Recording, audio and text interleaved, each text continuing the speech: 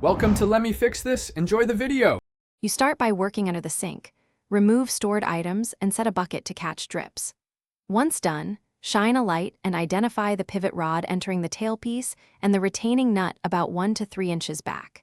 Use a wrench to loosen the 1/2-inch nut while holding the stopper above the drain to prevent it from falling. Make sure to support the tailpiece so nothing shifts. This first action gives you access to the stopper linkage quickly and safely. You now focus on the mechanical link. Loosen the pivot nut a few turns until the rod can slide. Don't fully remove the nut unless necessary. Once the rod is free, pull it straight out toward you while reaching into the drain to feel and lift the stopper. This prevents drops down the trap. Take the stopper out and examine the pivot ball and slot for debris or limescale. Cleaning with a cloth or vinegar solution improves seal and motion.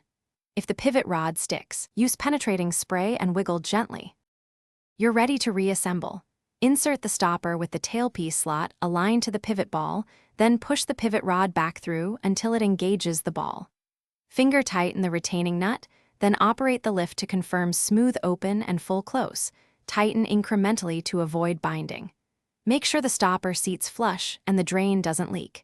If movement is stiff or water leaks, verify the gasket and pivot ball condition. Replace the worn part.